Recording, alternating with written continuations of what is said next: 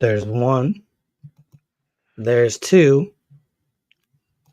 And there is the third one. Steven, the intern. Who took the intern off of his name? People still need to know that he's an intern. I don't appreciate it. You don't get the first name stats until you've proven yourself on the show. Oh, I thought I just had to have it in my little tagline down there. Oh no, that's fine. I didn't see it in the tagline. You're good Yeah. for now. What's up, everybody? Welcome to episode 276. Time to a frequency. Today we're going to be talking about frequencies and all of those good things that are within frequencies. As always, I am your host, Robert Solomon, and to my what would be my right, looking forward here, would be Spider, and then underneath would be Steven, the intern. The intern. Hello, James Boggs. James Boggs is in the chat with us today. Welcome. So what's been going on in everybody's neck of the woods? I had a presentation last Saturday, knocked it out of the park.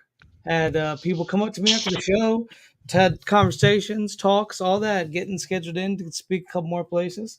Maybe even something along the lines of a monetary gain for one of them. So let's give a big round of applause to myself for that, for working hard. Thank you. Look very professional. Thank you. Oh, so I should be getting that soon, hopefully. That presentation. So we will be watching it here on this Uncanny Earth. Maybe do like a Mystery Science Theater 3000 vibe and, make that the big screen, make all of our screens tiny baby screens, and we'll go from there. So nice. Anyways, gentlemen, what's been going on with you two this week? I don't know. I think they're kind of like bloatware on iPhones. Like they come pre-installed on all iPhones under the Apple Music. The Songs of Innocence, I think it's called. Okay. But so is that that's the U2 album, isn't it? Yeah. Thank you, James. Thank you. No, that he was wanted to know what's been going on with U2. Oh, yeah. That's why you'll never leave intern status. Now I get it. I mean, someone's got to make dad jokes. No, they don't. Yeah, they don't. They don't. They don't have to do that. Thank you, James. Thank you. So what's going on with you, Steven? What's going on in your neck of the woods? Are you live, laugh, loving? Yep. Nothing much. Okay. No tornadoes, huh? Yeah, nah. You didn't get taken away by a tornado? No, but the wind did slam the door on me. That was fun. Oh, are you okay? Yeah. Okay. How about you, Spider? What have you? What furnace? What dryer? What have you been battling this week? The clothes washing machine is broken. Well, the machine itself works, but there's a piece in it. For anybody who knows appliances, called the balance ring. And it goes on the outside between the door and the thing, and it keeps it from going. It sounds like a gasket within the machine. So if you're trying to, agitate the clothes, it's a front loader. Normally, it's just supposed to go like this. Yeah. But the balance ring is destroyed, like it chewed itself to pieces. So now it's going. And now the clothes are very within angry. The system, and it's thump. So the clothes are definitely not getting washed. They're definitely not getting washed. No, but at least my dryer works, which means I got options. You can have dry, dirty clothes. So what are you gonna do? Are you gonna be able to fix this thing? Yeah, it's looking like it's gonna be another $100 for an extra balance ring if I can find the right one for the model. You should just get a job opening your own appliance parts store as much as you've done with furnaces and washers and such. Yeah, I'm getting to be an expert on this kind of stuff at this point. You should be a repairman. They pay pretty well, right? Yeah. Yeah, and you get yelled at a lot, so it'd be just like going back to Sears. Yeah, but at least you get paid. Yeah, you would get paid a bit more. You get paid a little bit more. Well, a little bit more. Oh, I just saw one of those today on a TV show that I was watching. But what was little it? Thing. Yeah, you got to roll it through like this, and then you can throw it in the dryer actually because they had dryers. So oddly enough, just get one of those. You guys can ring wash all of your clothes. Yeah, in the bathtub. In like the we did. bathtub. Just not with Sadako. Is she super or not? No, I know who he's talking about. It's enough. Yep. I don't want Is to she super or not? I want to be put on the list. I don't want to put on a list. I'm probably already on several. Gentlemen, tonight we are talking frequencies. What do you fellas have? What do you fellers have for me? What you should know before we get into this discussion, though, is frequencies are in everyday life. We see them every day. We hear them every day. They are all around us. They influence our moods. They influence our well-being. They can cause eardrums, death, disorientation, and hallucinations. And So poop. figured I would jump off into that. We're not talking about that one today. We're gonna leave that one alone. We talked about that last time. I don't know what your infatuation is with this. Well, we use vibrational frequencies in a lot of modern medical stuff. We use it in actually we even use it for everyday things like in toothbrushes now. You can get toothbrushes that use sonic waves, which is like straight out of Mass Effect. Clothesline. And they use it for scanning and for interior searching and things like that. They use it for the LiDAR when you're flying over Amazon rainforest trying to find ancient ruins. They use the sound frequencies for that. Yep. Based on bats. Same basic concept that bats use to map out where they're at. Blasting up kidney stones. Yep. Yep. Yep. That's something new that they do within the last had to get that done. Oh. How'd that feel? I don't know how it felt because I was unconscious during the surgery, but when I woke up, I puked for about 6 to 8 hours straight. Nice. So and look at you. Your insides were all shook up. Yeah. Got a blast with air. It was interesting because if you think about it, our bodies are over 60% water, and if you get sound waves near water, it starts to affect the water. So, like, you know, how could that affect our bodies? There he is. There it is. And that's interesting considering all the things that we like to do, like roller coasters and all these carnival rides and things, because they shake you all up. And I love roller coasters. Vibrations when you're driving on the road. That's where motion sickness comes from.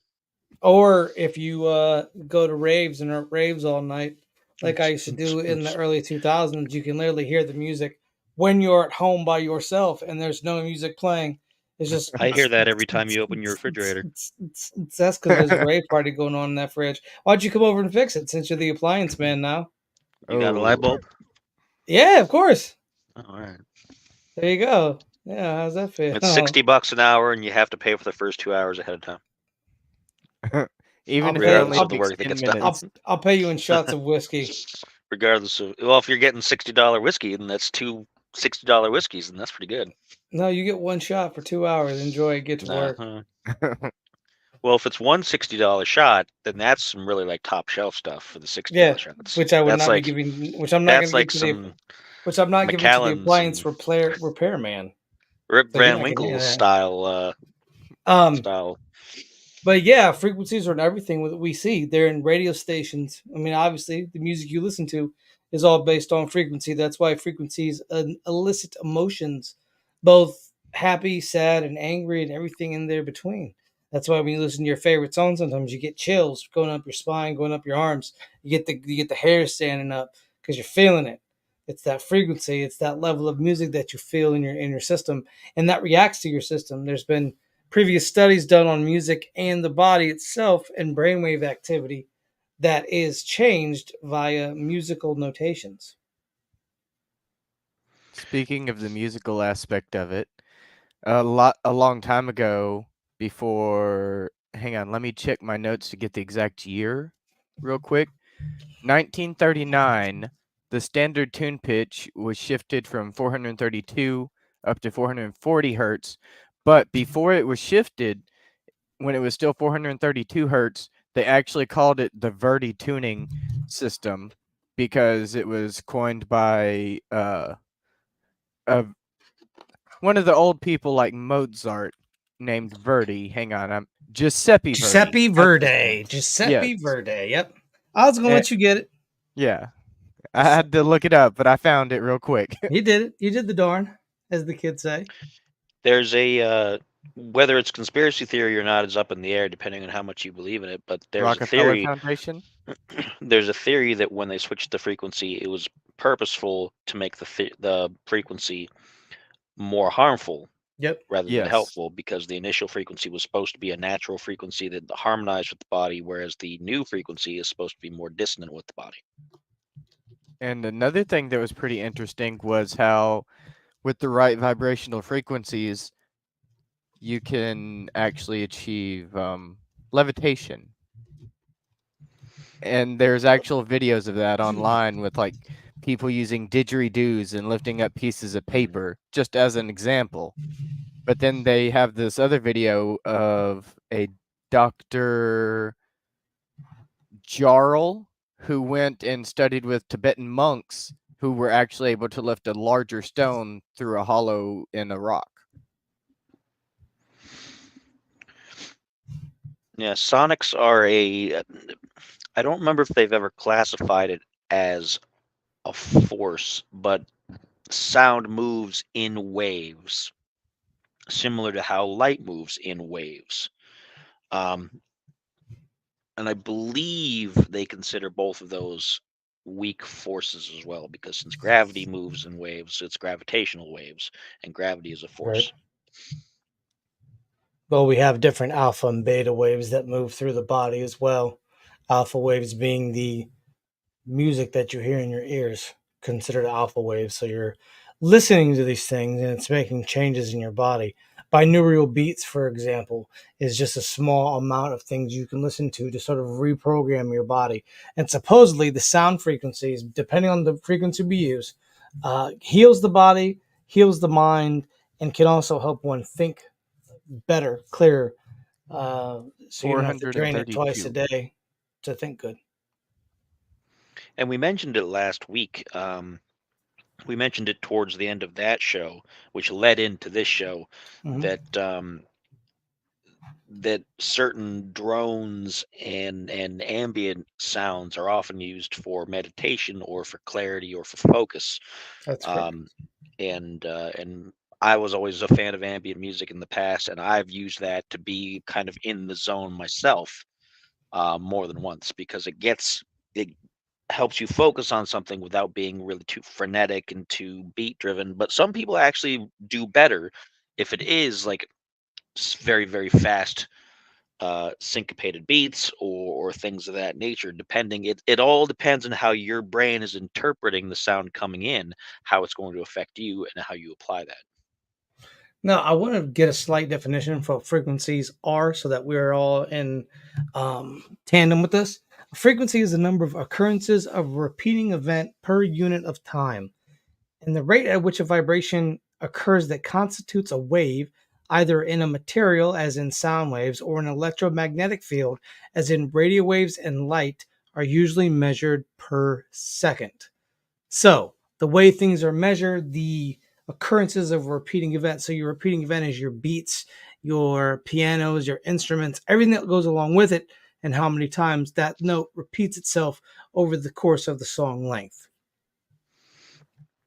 In music production, for people who do digital production and things in a recording studio, often when you're putting sounds and arranging things, you'll see them as what's called a wave form, which is a visual representation of the wave and the frequency and the sound. If you go super, super, super tiny into that, into like as if you're going into the atoms of a molecule, you'll actually see the crests and the troughs of the wave itself. And it's how closely spaced or how far apart they are that partially tells you how deep or how high or the tone of the sound. And there's a lot of things in there, and it does repeat. It is always in a predictable pattern. That's why you have sine waves. Mm. So sine, cosine, those are all sound frequencies. So when you see the trigonometric wavelength, it's a sound wavelength as well. Sine waves are musical waves. It's all sound. And everything has a sound. Everything has a frequency. Our bodies are tuned to a specific frequency. And so that's why a lot of music is harmful to your body, because that music isn't, you're not supposed to hear that that hurts. You're not supposed to hear that level because it will damage you, like mentally. It doesn't have to damage you physically, but a lot of times when you take in, when you already have a negative attitude, you're taking in negative music, negative things, it increases your negativity. Now, does that mean I think that people listen to music and then go off and do a killing spree? No, I do not. I think that if that's already going to happen, that's already going to happen. However, I do think that it helps, it aids along in a person's mental instability. So if you're, Anxiety that, and and that's it. stress. That's it. Now, another interesting use of sound in nature is that a lot of times various animals will use barely audible sounds and subsonics and things in order to communicate, like cats, for example. Those of us who have cats know that when your cat's purring at you, the sound of a cat's purr affects your brain in a very similar way as a baby crying, which is interesting because usually when I hear a cat purr, I'm like, oh, who's a good little kitty? When I hear a baby cry, I'm like, oh no, what do you want now? They want food because they're freeloaders. Yeah, I know. That's what they want. No, I'm kidding. I'm concerned with what the baby needs. If it's my baby, if it's somebody else's baby, then they can take care of it. I'm not doing that. But it affects your brain in a way that, like, your Yeah. body's programmed to be like, oh, there's an urgency in this. This organism, this creature, this child, this animal, whatever, wants something.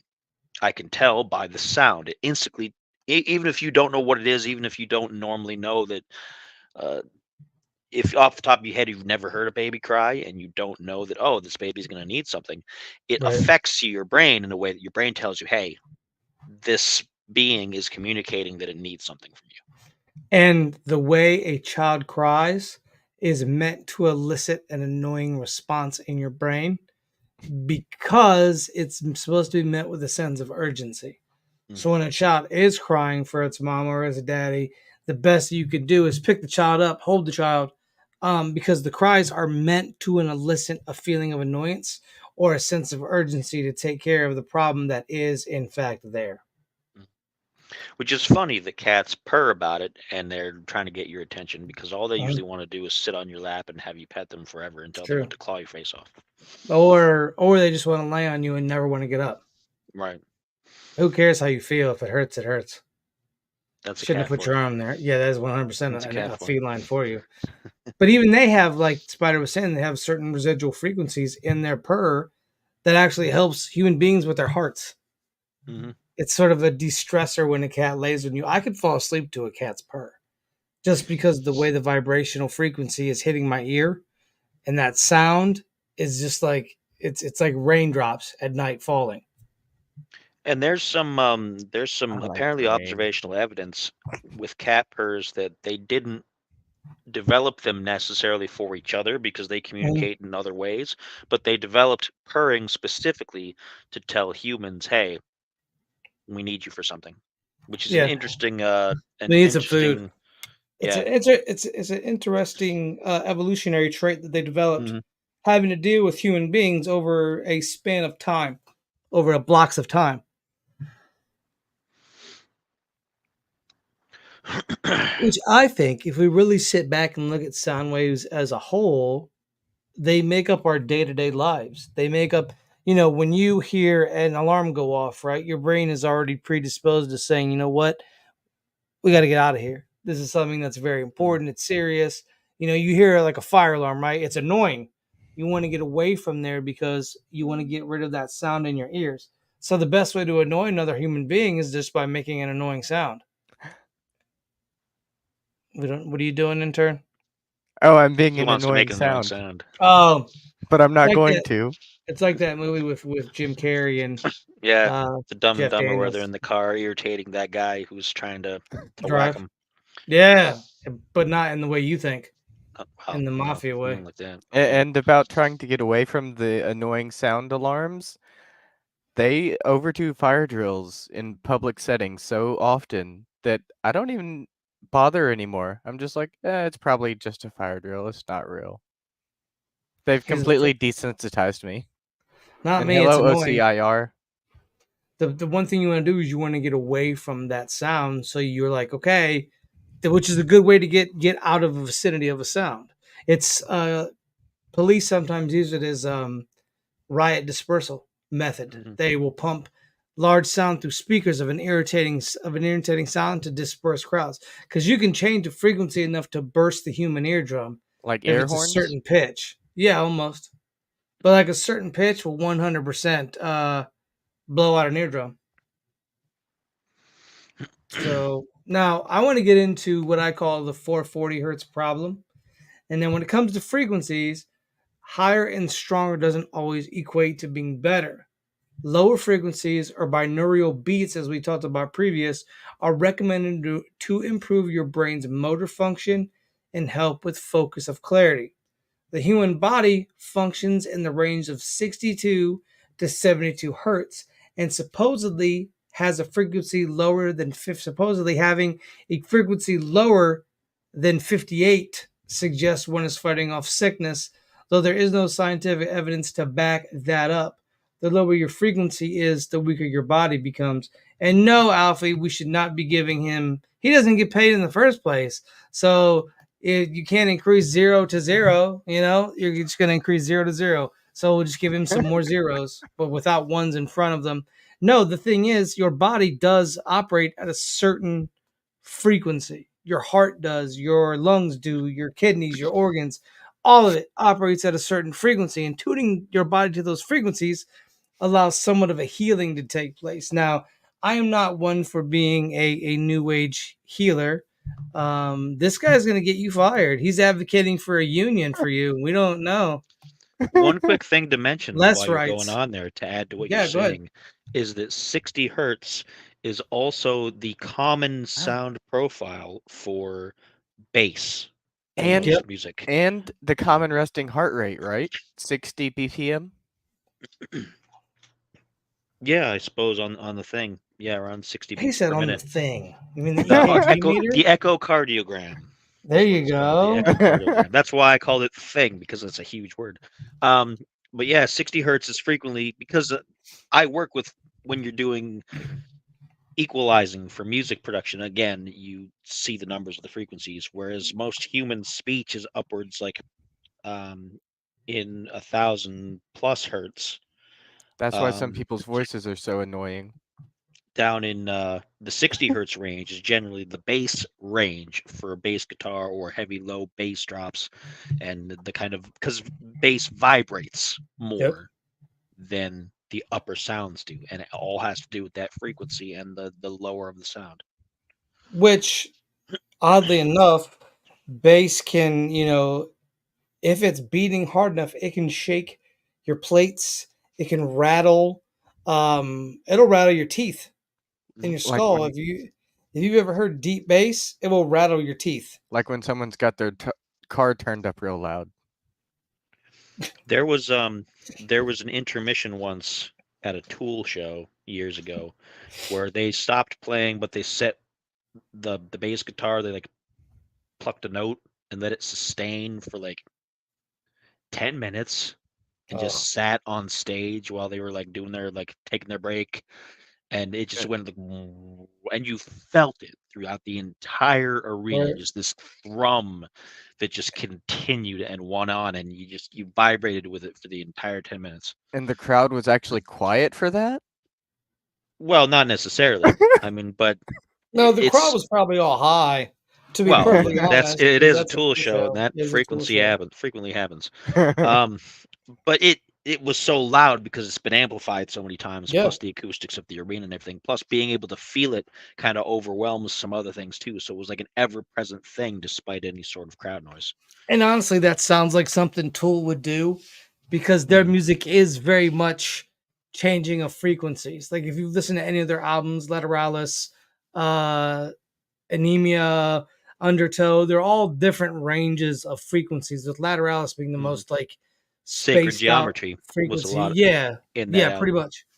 pretty much. Yeah, that's the only one I really like. The rest of them are obnoxious. Like Tool's music can be obnoxious just because of the way the music is. It's almost like Spider, for instance. He loves industrial music. So like a machine shop or a factory. Think of that, but in a musical Highly aspect. regulated beats and sounds, very harsh, Yeah. very machine driven. And like that's obnoxious to some people. I am some people. So it's obnoxious to me. Like I'm not a fan of it. Doesn't mean that it's the worst thing ever, but it's very obnoxious, in my personal opinion, right? So it's a matter of preference on the frequencies that your body can take in, because like the one thing that annoys me, I don't know if this annoys anybody else, but there is a frequency of eating. So if you've ever been next to somebody that doesn't know how to close their mouth when they chew food, there's actually a scientific name for people who don't like to hear people eat. I forget what it is, My but mom. I am one of those people. I hate it. I absolutely hate hearing people eat. It will put me in a bad mood. It will 100% put me in a You don't bad like mood. hearing I some hate people it. drink coffee either. No, no, I sure do not. I don't like sips. You don't need to be all loud with it. Quietly take your sip. Don't. Sometimes you can't help it because it's hot. It's Then super let it hot. cool down. Let it cool Then down you first, and then get take your cold sip. coffee and you want to No, have you hot don't. coffee. There's a nice happy medium between cold and hot. But those sounds are so awful in my ears that it puts me in a bad mood. That's the thing. That's what it is. It's those sounds, because there's certain sounds that get on people's nerves, and there's certain sounds that don't. Vocal tonality is big. Like Fran Drescher. Everybody, her voice got on people's nerves. Hey, Mr. Sheffield, and her laugh. Right? Some people absolutely loved her voice, but other Or the people were like, no. SpongeBob laugh. Some people Or can't the stand that. SpongeBob Or the laugh. Family Guy Yeah, Nicki laugh. yeah. The Minaj. Peter Griffin laugh. Or yeah, that weird Nicki Minaj voice that she does. Exactly. Mhm. Yeah, and that's the thing. We all resonate to different frequencies, right? We all resonate to different vibes, man. Vibes. Vibes are off at the Applebee's. No, It's we a all whole vibe. resonate to different frequencies and tonalities. So, one thing I want to get into, which is this is a very interesting segue into this, the solfeggio scale, which has its roots in medieval hymns to John the Baptist, was actually developed by a Benedictine monk named Guino de Arezzo, and the solfeggio scale is Guino. 7 ascending notes assigned to the syllables do, re, mi, fa, sol, la, ti. But originally it was only 6 notes, those notes being ut, re, mi, fa, sol, la. Sol, notice sol meaning sun, planet. There's some frequencies are also based off the planets. And the planets give off certain frequencies, like Saturn gives off a certain frequency. Cassini recorded that, and you can listen to that on the internet if you so choose. I liked it, and a lot of people, they're going to go out and listen to the There are Cassini some piece. pretty cool space-based Space sound Base. compilations that you can get Yes. on Yeah. the internet. Yep. Most of them all based off of scientific instruments from across the world, and they've been arranged almost in ambient pieces of music, but it's Yep. all sounds from space, nothing Yep. artificially created, nothing like, and you'd be surprised just how much noise there is out there that's not caused by at least as far as we know, intelligent life. Yep. And can people still listen to the hymn by John the Baptist? My research told me that it was lost by the Roman Catholic Church. So it doesn't. I didn't really get into that here, but from what I have Okay. read, they have it, so it's not technically lost, so to Okay. speak. But the Vatican has it stored in their archives, and My we've done, research told me that they were the ones who pushed for it to be switched to 440 hertz. which would make sense, because why would they want? You don't want too big of a population. You want your population to stay at a specific amount. Hence the Georgia Guidestones, which were destroyed, I think, like a year or two ago. Somebody destroyed them. Very recently. They had enough with the Illuminati secret society business that was going down, so they destroyed them. But it was like Oh. 500,000, I think. Keep the population at 500,000, which, I mean, you keep it at 500,000, you'll definitely have enough natural resources to go around multiple times. You wouldn't have to worry about it. You wouldn't have to worry about overpopulation at 500,000. So when these were changed, they were actually later on discovered by a man named Joseph Puello in 1970. Now, Dr. Puello was introduced through an open vision to the Pythagorean method of number reduction. Think of the numbers 528. 5 plus 2 plus 8 equals 15, and 1 plus 5 equals 6. So this Now was talking a my sort of, language. yeah, now Now we're getting You on. can On actively The see my numbers, brain Mason. breaking down. Now we're down for the, Yep. for The numbers, crown. Mason. So you add the numbers together to get 15, and you add 1 and 5, and you get 6. Now the base numbers of everything is 3, 6, and 9. Tesla talks about the numbers 3, 6, and 9 with the special focus on 3. So the number being divisible obviously by 3, and 3 is the building block of mankind. But that's a The whole Holy other show. Trinity. Yeah. The triad, things of that nature, yes. Things come in Trilogy. threes. Yes. Death. Everybody says death comes in threes. So when you got like 2 famous people died, somebody's going to go join them relatively soon. Now, using this method, Dr. Puello was able to pull a pattern of 6 repeating codes in the book of Numbers, chapter 7, verses 12 through 83. Now, these numbers are the following in hertz and what they do. 174 hertz relieves pain and stress. 285 hertz heals tissues and organs. 396 hertz liberates you from fear and guilt. 417 hertz facilitates change. 528 hertz is for transformation and DNA repair. 639 hertz reconnects you with your relationships. 741 hertz helps bring solutions and self-expression into your life. 852 hertz brings you back to a spiritual order. And finally, 963 hertz, which this is important here. Notice the numbers 9, 6, and 3. We just discussed 3, 6, and 9. Base number 3, all divisible by 3. Once again, 3 being the building block number. It creates room for oneness and unity and is known as the frequency of the gods. 9, 6, 3. Base number 3, 3, 6, 9. All can be divisible by 3. So what we're seeing here is we're seeing frequencies played out, but also utilizing what we would be knowing as the universal consciousness that Tesla theorized to exist, and that's where he pulled his ideas from. And he did it using the number 3. He said 3, 6, and 9 were the key numbers, and that 3 was one of the most key numbers that a person could pull from.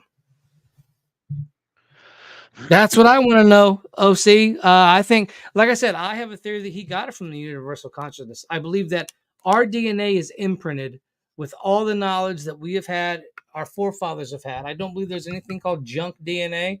I think junk DNA is a lot of times what holds that knowledge.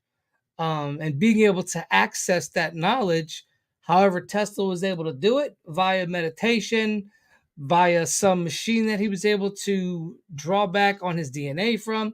One of those things is what puts us in the conversation we're having today, but also makes Tesla the genius he was. And I feel like it plays a lot into the Akashic records as well. And you mentioned about the DNA aspect of frequencies. I also found out that there is no evidence to suggest that the DNA can be influenced and reprogrammed by words and frequencies without even cutting out and replacing single genes. And there was a scientist team that was actually able to successfully transform frog embryos into salamander embryos by simply transmitting the DNA information pattern through frequency, and were able to prove that the chromosomes damaged with X-rays, for example, could be repaired. So there you go. So do I understand that right, that they were basically able to turn a frog into a salamander? At a base level before the creature is formed. Yeah. In the embryonic stage, then it's you can do a lot at the embryonic stage to influence the life cycle of something before it actually forms that something, which is the basis for a lot of things like Jurassic Park with the dinosaurs. They didn't have full, complete DNA strands that they recovered if you read the book or saw the first movie. Gene splicing. So they added in different things and raised at the embryonic stage. And then once they were at the embryonic stage, they did some more tinkering to make sure that everything came out right. And they used frog DNA and things like that. This guy. Thank you, Ryan. Thank you. The interesting thing is that we've been using, or at least aware as humans, of frequencies for an awful long time.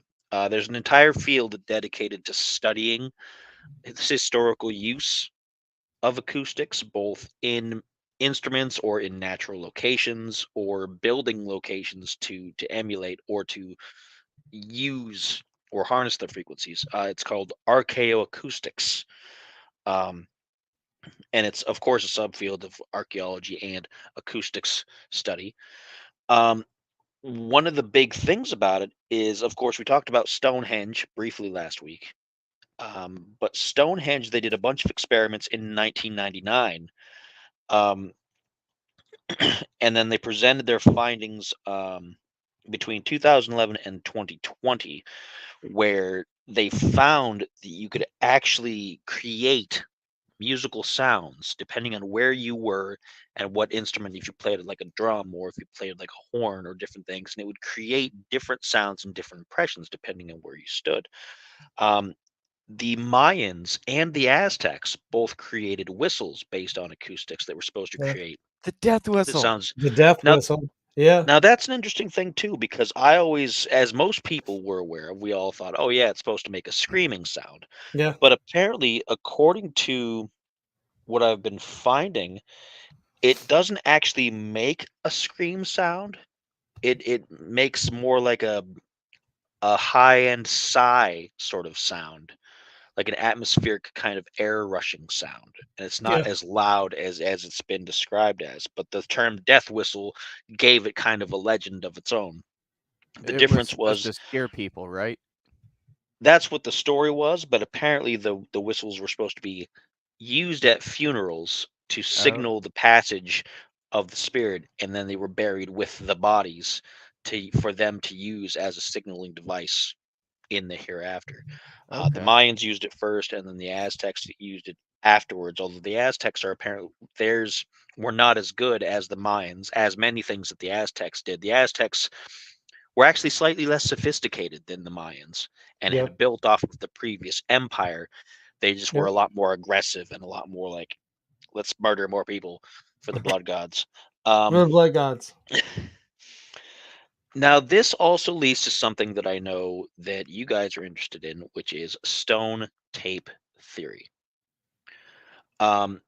Because it was thought when we developed phonograph technology, which is like the cylinder where you can etch on, and which eventually led to vinyl and to various other recorded Bakelite versions and of sound. All that. We found that you could put sounds in a form of a wave and retransmit them by machines or objects being able to read that. Now, the theory went that other natural objects in the world, or even things that people had created like pottery or whatever, could have grooves in them that while they were being formed or carved or chiseled, they could capture sounds from the surrounding landscape, like even whole conversations. Now, supposedly they've never found an actual discernible sound that proves that, but it doesn't stop people from wondering and from looking into it. And there's been a lot of actual study over the last 50, 60 years or so, trying to discover if that's a thing so that we can possibly hear the sounds of one of our ancestors. Right, and that'd be an interesting find. But you'd have to have something that would be able to play it, and maybe what they use to be able to play that back to themselves, we don't have. We don't know what it is, so we just see these grooves and think we can just put it on a turntable. But unless you have a vinyl or a bakelite or something that will actually be able to, because the turntable, the needle reads the grooves, and the grooves are basically the music, recorded onto the thing itself. And so unless we have that, we're not going to be able to figure out, okay, this was, my great Stone Age ancestor who just put out a mixtape. It wasn't very good. It didn't get a lot of spins on Stoneify, but, people people thought it was okay. They jammed it a little bit. Modern humans have used scanning equipment to try to transmit Right. these or translate them. The other theory is that because lacking that equipment at the time is if you're going to put a sound in a pot or something that you were creating, that it would be almost like Braille. Yeah. Like the people who made it knew what it was, and because Yep. they were putting it in, they also knew how to read it, and it's apparently a lost art. There's again no real evidence of that. There's nothing written down anywhere that says anyone in the past attempted that or did that on purpose. It's all kind of just a theory. Supposedly, according to places like Wikipedia, they called it discredited theories. But I think it's just basically a theory that lacks the evidence so far. I think it has potential, but there's nothing that we can point to and be like, yes, see, this gives us some sort of proof. Oh, you can also run to the concept of the walls of Jericho, where the Israelites took the ark around 7 times. They blew their horns, stomped their feet, and the walls came tumbling down. That sounded to me like a very much sound frequency emitting weapon. Mhm. You know, you're going around, you're blowing this giant horn, right? You're stomping your feet, which is making the vibration. If the giant horn has already vibrated the walls, you're stomping the ground as a big military unit and you're walking around as a big military unit, that's going to create the initial shock wave you need. And then it goes through, reverberates. And Sounds like so an elephant. there goes the wall. In a way, yes. If it's Because that. you're walking in the circles, which Yep. means you're kind of we've theorized in the past that it was almost like charging something up. Mhm. And even if you take out that if it was a machine of some kind, you just say, oh, well, naturally it's just them walking around. You're producing waves, and as you continue the motion, the waves are increasing the more you move around. You don't necessarily have to increase your speed. You don't have to increase your Mhm. weight. You just keep on going, and the waves will build on themselves up to a Yep. certain point, and Yep. then you can take advantage of that. Yeah. And once they were able to stomp down, the walls crashed down too. And it could have been what they had in the ark too, as well, emanating a specific frequency to sort of loosen up the walls. Because back then, walls and things like that were made to a specific specification. Mm. And these walls, you can't get credit cards through. You can't get smallest pieces of paper through. You can't get anything through them because they're so tightly bound together. So you figure the sound had to get in between the gaps of those and cause that vibrational frequency to happen to vibrate enough to where the wall came tumbling down. And sonic frequencies are still, depending on who you talk to, being used as weapons today on a smaller scale. Because we remember over the last several years there was several reports in Cuba. I believe it was Cuba. It was Cuba. in Havana, where members of the United States embassy there were getting sick, and they investigated it and they found it. They concluded, and I don't remember what the evidence was. They never really released the entirety of a lot of that. It's all really kind of mysterious, and they even said afterwards, "Oh well, it actually wasn't this," and they kind of brushed it aside, which tells me more that there was something there. 100%. But they blamed it on a sonic device of some kind. They didn't explain how it worked. They didn't say. They blamed it on Russia at the time because that was the thing to do, blame everything on Russia. No, didn't they blamed it on us. And the Russians blamed it on us, yeah. No, I thought that we were the one who was blamed on. Well, it was a lot of back and forth. Like when it first started happening, it was happening to U.S. diplomats, and they said, "Oh, well, it must be the Russians." And the Russians because said, remember, no, you it did only it on your happened own to people. them. It didn't happen to. I don't think anybody in Cuba felt that. I think it was just the American diplomats that felt those frequency attacks. Yeah, it wasn't a widespread thing. It was very targeted, which is very interesting also. And it happened somewhere else after that, but I don't remember where, because it was about that time that they started kind of downplaying it. And wasn't it Spain or something? Possibly. And they said and they eventually said, oh, it was just some natural occurrence of whatever, and they completely brushed it aside. I haven't heard anything about it since. I was really interested in that story, and I kept trying to find more about it, and they've basically said it was nothing after the fact, which is kind of really mysterious. Yeah, it's called Havana syndrome. Reason to change the sound frequencies that are allowed. Yeah, but they won't do that. U.S. and Canadian embassy staff posted to Cuba began complaining of hearing loss, speech problems, nosebleeds, and other unexplained symptoms in 2016. Some said they heard high-pitched chirpings like that of a cricket, while others reported hearing a grinding noise or experiencing a ringing in their ears. The incidents led to the U.S. State Department to expel 2 Cuban diplomats from Washington in 2017. Donald Trump blamed the episodes on the Cuban government, saying, "It's a very unusual attack, as you know, but I do believe Cuba is responsible." And then the Cuban authorities obviously denied flatly involvement, but said they treated the matter with utmost importance, adding, "Cuba has never, nor would it ever, allow the Cuban territory to be used for any action against accredited diplomatic agencies or their fans without expectations." They were still left with a number of concerns, and the Secretary of State Mike Pompeo in October said significant U.S. government resources have been deployed to investigate the syndrome and its causes. So now you'll be able to understand that. But to me, the U.S. has done this kind of these kind of things before. So who's to say that we didn't do that to our own people? That's very much it's always possible. There and between social experiment, especially over the last 2 decades, there has been a lot of like government things where everybody's trying to kind of blame other people for things and go back and forth and say this was you and no it wasn't, this was you, and they've done things to themselves many times on both sides to blame the other side.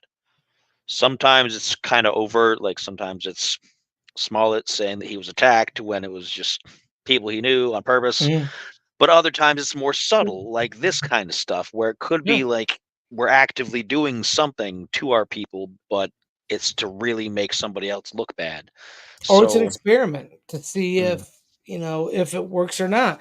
To see if, in fact, we can cause people to get sick, exhibit radiation-style sickness. Shoot, what's what I'm looking for? Oh man, slip my brain. Radiation sickness, abnormalities, and symptoms of it. So, because that's what a lot of people said, it could be radiation sickness, but there was nothing nuclear around them at the time. And all of those people, as far as I'm aware, are all still alive. Like they're not. None of them have cancer or radiation, like if it was serious enough that they would be feeling the effects like that, once you feel the effects of radiation, it's pretty much done.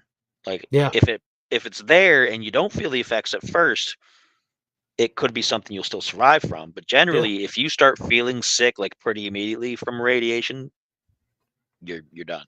Because your body's got too much. Yeah, the Havana syndrome. Yeah, your body's gotten too much radiation. And those people, like I said, as far as I'm aware, there were no fatalities. Nobody spent significant time in a medical facility. Everybody recovered. So, and that's the thing. I think that they wanted to see if they can make it unpleasant.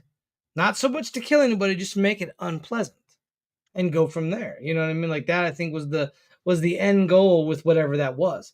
I also think too that it was definitely an experiment of some form. Now, who that experiment was run by? Was it run by the powers above? Cuba, ours, like that shadow government everybody talks about. Was it related to them? Who knows? Because it was a freak occurrence. I think, like you said, it happened one more time in like another part of the world. I want to say like Spain or Europe, somewhere in Europe, I thought. But it didn't happen since. It hasn't happened here. That's not to say that it couldn't happen here. They very well could happen here. But we at this Uncanny Earth do not have any records on file of it happening in the United States, and none of us here have been exposed to something like that. And I was super interested. I followed the story super close, and it fizzled out and disappeared basically. And you can find what happened. Like that's all still publicly available out there. But the follow-up was really brief. It was just like, oh yeah, we concluded that it wasn't this. And then that was it. They didn't say what it was. They didn't give any thoughts to what they think it was or whether it was actually caused by anybody. They just said, okay, well, we don't think it was this after the fact. And that's it. And it hasn't come up again, which is really kind of, there's something there. I think I I'm not agree. going to go nuts and say it's a huge conspiracy and that Right, whatever, but right. there is something there, and obviously we're not supposed to know about it. Yeah, and whether that was just a test for nothing, they just wanted to see what would happen, which does happen, or if it was a test for weapon systems or something of a weaponized format, that is up to the future to decide. And we know that especially the U.S. government is no stranger to testing on its own citizens for different things. Oh yeah, the Tuskegee experiment being one of those. Mm-hmm. Just a small drop in the bucket, and we can't forget too that the United States pulled Nazi papers in Operation Paperclip. They pulled Werner von Braun, who was a top Nazi scientist. So, like I said, maybe the Nazis were conducting some sound tests, some sound pressure tests, the ability to make people uncomfortable and or sick via sound could have been very much a World War II Nazi-esque test, because Nazis were all over that kind of stuff. They tested everything they could test. They probably tested on concentration camp victims. I'd be interested to see if any concentration camp has a record of having similar things happen to them that didn't involve starvation, that sort of thing, and mirroring that with what happened in Cuba. If they caught the Havana syndrome as well, that'd be something I wouldn't mind like monitoring, keeping a closer eye on. Yeah, that'd be worth checking into, because that would be something that people wouldn't automatically draw a connection to without doing a significant amount of research. Without having to put, the puzzle pieces together, because it might not be as devastating, because a lot of the time the things that were overshadowing any of the torture that happened, say for Mengelé's testing on twins, for the most part, the gas chambers and the bodies of the actual dead themselves, so a lot of that didn't get put out there. But I think, yeah, I mean, why not? Why wouldn't you? If you're a scumbag country that's going to test everybody on everything, why wouldn't you test something like that on your, and they could have tested it on their citizens. They're not going to tell you they're testing on it. It was going to be like, hey, from 2 to 3, you're going to feel disoriented. You're probably going to throw up because we're going to test this new sound thing that we've got going on. So, hey, stay in your homes or don't. It don't matter. The sound goes through the walls. So good luck. Hope you don't get sick and die. So, and they're not going to announce that. Now, we don't really have that kind of thing happen here. Maybe that's just because we're a lot more advanced. So somebody would be able to pick it up like, oh, there's a frequency. There's a new frequency in the air. It'd probably be Steven. He'd probably be picking it up, letting us know that there's a new frequency in the air, because he's looking like he's in the frequency. It's like he's staring off into a frequency in there. He's looking at the moon up there. I can see him. Well, nowadays, it's the cell phone towers. Yeah, that 5G. are kind of doing. Yeah, people think about 5G and turn us into zombies, right? Yeah, they're supposed to transmit viruses and do things, and and I was always kind of skeptical about it. I can't say that there's nothing to it, but I was always kind of skeptical that, I don't know, 3G didn't do anything, 4G didn't do anything. Were these 5G going to do anything else? No, it'll wait till 10G. Then that's the one that'll get you. To be honest, I mean, at some point it is going to be hurtful. Yeah. Those frequencies. The stronger that you put out. Because there have been birds that have flown near to 5G towers that have collapsed. There have been birds that they've tested satellite weaponry on, frequencies that have fallen to the earth. Yeah. So it's things like that, who's testing what on where. And that's all another episode that we could discuss involving the pyramids and the Vatican. The Vatican seems to be at the heart of a lot of these conspiracies, i.e. with the whole John the Baptist song. Because, who knows what was in that song? Was it something that would condemn? You know what I mean? Or is it something that would uplift? And I think it's more condemn. But John the Baptist was a very righteous preacher in his preaching. So he did not take sin lightly. And the church back then was thought to be, full of corruption. So just something to know. You guys don't do anything with that if you don't want to. But something to know. So yeah. And that's what I think. I think that we're in a day and age, though, now we can recognize frequencies a little bit better, tonality and things. But I think there definitely was a time when, people were doing like annoying, obnoxious sound experiments that that wouldn't fly today, I would say. I have a question for you Mhm. both. The law of attraction, would you consider that to be a frequency thing or something different? Yes. Because once again, you have to vibrate it at a specific frequency. I don't mean to say vibrate like you got to vibrate your tribe, man. No, but like you like your body vibrates at a certain frequency, and I think once Yeah. you get on that, like lowering and raising your vibration is an actual thing. It's lowering your frequency levels. It's been proven by science. Right? Positive has a certain frequency. Negative has a certain frequency. So when you're positive, your frequency changes to a more positive, better hertz frequency that attracts others who have that same frequency. If you're negative and you have that frequency, you're going to attract negative people. And I've been saying that the eclipse is going to make that even more powerful than normal, if you know anything about that. A little bit, because it will be harnessing the energy. They'll be primarily directed on those X spots. So, and Ohio is one of those spots this year. So it's going to be interesting seeing the eclipse like in my backyard. Yep. Plus the devil comet. Oh yeah, Oh. yeah, The and devil comet. yep, and CERN's firing back up that day too. Oh God, it's gonna be one hell of a day. So don't expect Doom Guy to sit around and do nothing. He's really excited about making somebody pay. Him and Duke Nukem, they teaming up. Just random chainsaws everywhere.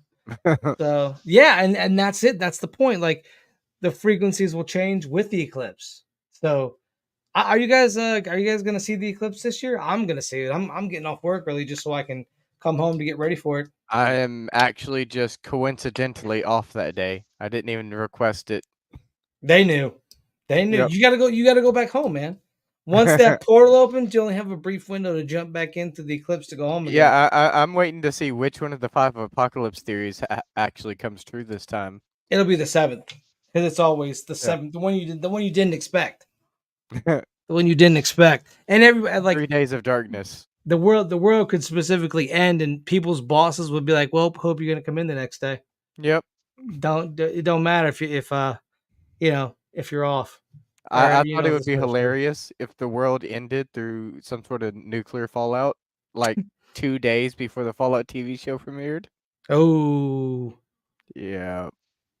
That's like in a week, I think. Is this the 11th? 10th or the 11th, I think. It's the 11th. So yeah, basically like a little less than a week. 6 days. Yep. 6 days. So I want to know why all the billionaires have been stocking their vaults. Because that's what billionaires do. They've been doing that since time immemorial. So don't let it fool you. Queen Elizabeth, King Charles, they did similar things. They had houses out the way in the countryside somewhere where they wouldn't be recognized. So just take that into account. Like they just don't want to be recognized. Or the solar eclipse brings forth Doom Guy, and we have to look at it. Brings forth I'm ready Mars. For it. Mars brings forth the what is it? The UAV. The UAC. The UAC. Aerospace Corporation. UAC. So there you go. All right, gentlemen, that's about it for tonight's episode of This Uncanny Earth. We hope that you all enjoyed it and that it was thought-provoking. I want to thank, of course, as always, my co-host Spider and our amazing intern, Steven, for his knowledge. Thank you, Steven. It's always a pleasure having you on. What would you guys say to talking about labyrinths next week or mazes next week? Because I got a good one. Also, don't know if you know this, and I want to give a shout out to Dan. You know who this is. My boy Dan. He told me about the pipes they found in China. Ooh. In the mountains. Chinese pipes. Like running water type pipes. Mm-hmm. Nice. In the mountains. So we'll talk about that next week and more. A big thank you to James Boggs. Thank you, sir. A big thank you to OCIR. Appreciate that. Big thank you to Let the Monsters In with Ryan Tremblay. Big appreciation to our boy Alfie. We're not paying Steven more money. He works for free. Big ups to our artist Apple Tree Jamboree. The stickers sold like wildfire at the convention, helping This Uncanny Earth. out with that. And I think that'll about wrap it up for tonight. You guys got anything else before we get out of here? Try to listen to your music at 432 hertz if you can do that. See if you can compare that to normal music and see if it makes you feel any different. There it is. All right, guys. As always, why be boring when you can be uncanny? We will see all of you beautiful, fine folks next week. Peace.